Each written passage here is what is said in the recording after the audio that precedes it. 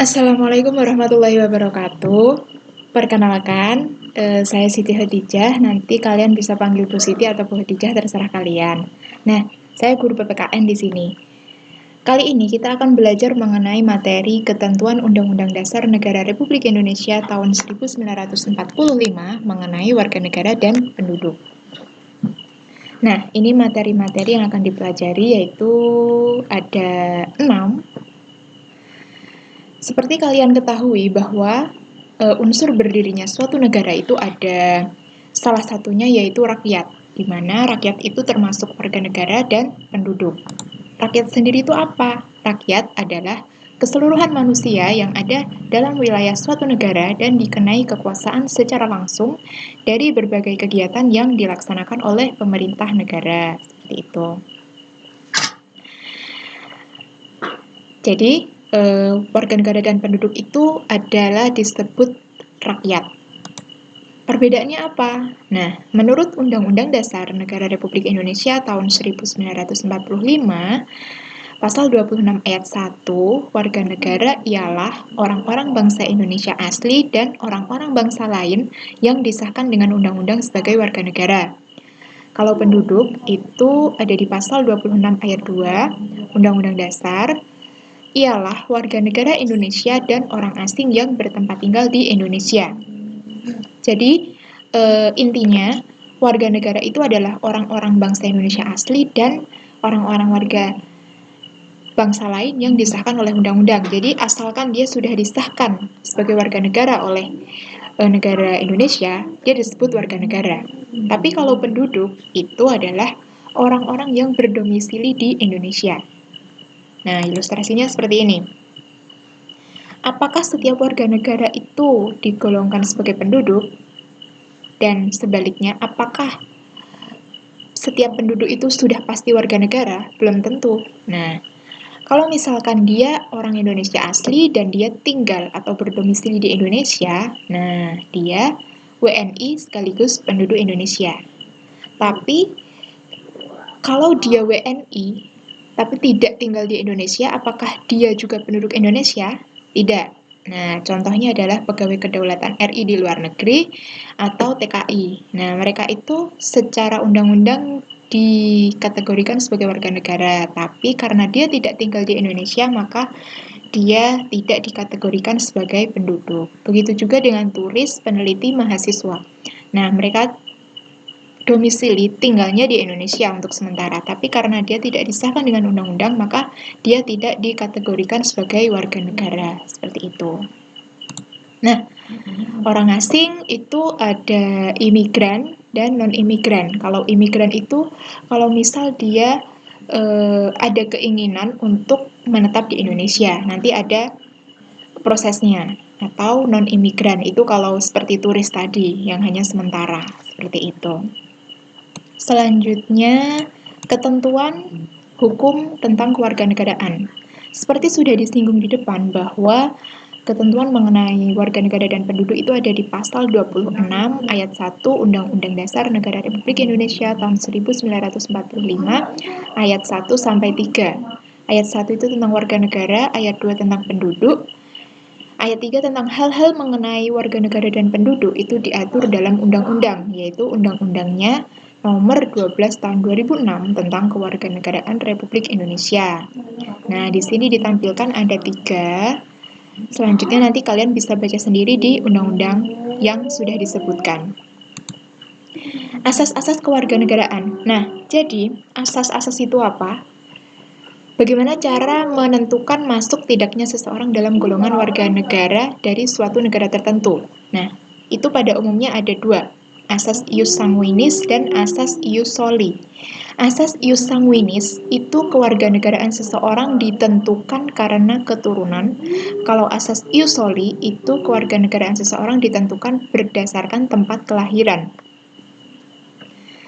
Nah, lalu adanya perbedaan dalam menentukan kewarganegaraan di beberapa negara, tadi ada ius sanguinis dan ius soli, itu mengakibatkan 2 kemungkinan status kewarganegaraan seseorang penduduk, yaitu apatride dan bipatride. Apatride itu apa? seorang penduduk yang sama sekali tidak mempunyai kewarganegaraan. Contohnya gini, seorang warga negara B di mana dia itu menganut kewarganegaraan di negaranya itu menganut asas ius sanguinis. Nah, enggak, ius soli.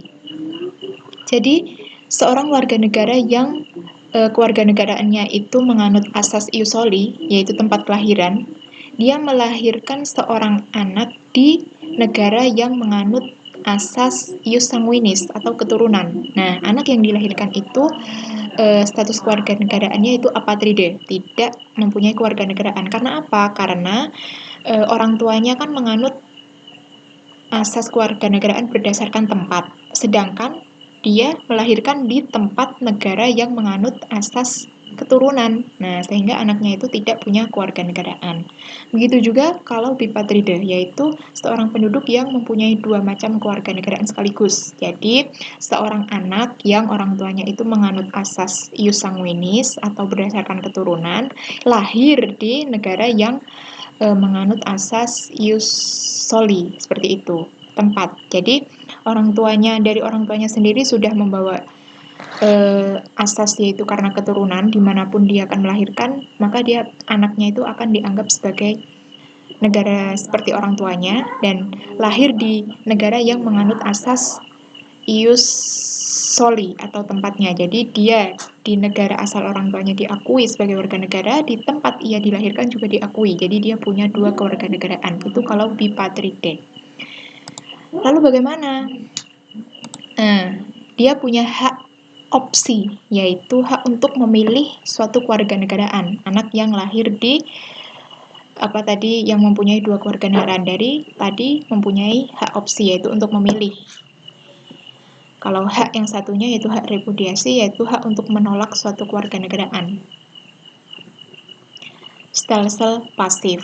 Nah, stelsel aktif itu apa? Seseorang harus melakukan tindakan hukum tertentu secara aktif untuk menjadi warga negara, yaitu dengan naturalisasi biasa. Tapi kalau stelsel pasif itu seseorang dengan sendirinya dianggap menjadi warga negara tanpa melakukan suatu tindakan hukum tertentu. Itu namanya naturalisasi istimewa.